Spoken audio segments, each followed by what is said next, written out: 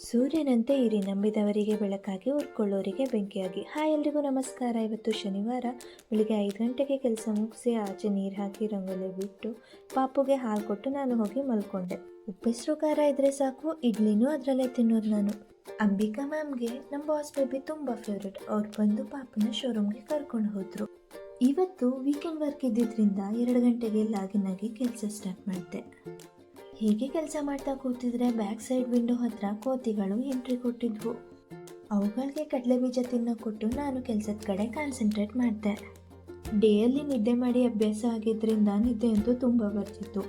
ಆಚೆ ಹೋದಾಗೂ ಆಗುತ್ತೆ ಅಂತ ಸಲಗರದಲ್ಲಿ ಟೀ ಕುಡಿಯೋಕೆ ಅಂತ ಹೋದ್ವಿ. ಆಚೆ ಫ್ರೆಶ್ ಏರ್ ತಗೊಂಡು ಟೀ ಕುಡ್ಕೊಂಡು ವಾಪಸ್ ಬಂದು ಕೆಲಸ ಕಂಟಿನ್ಯೂ ಮಾಡಿದೆ. 9 ಗಂಟೆಲಿ ಕೆಲಸ ಮುಗಿಸಿ ತರಕಾರಿ ಎಲ್ಲ ಹಾಕಿ ಮ್ಯಾಗಿ ಪ್ರಿಪೇರ್ ಮಾಡಿದೆ. ಇದೇ ಫಸ್ಟ್ ಟೈಮ್ ಈ ಥರ ಪ್ರಿಪೇರ್ ಮಾಡಿದ್ದು. ಟೇಸ್ಟ್ ಅಂತೂ ಸೂಪರ್ ಆಗಿತ್ತು. ಮ್ಯಾಗಿ ತಿನ್ಕೊಂಡು ನಿದ್ದೆ ಮಾಡೋದ್ರೊಂದಿಗೆ ಇವತ್ತಿನ ದಿನ ಕಂಪ್ಲೀಟ್ ಆಯಿತು. ಇಷ್ಟೇ ಇವತ್ತಿನ ದಿನಚರಿ. Thanks for watching.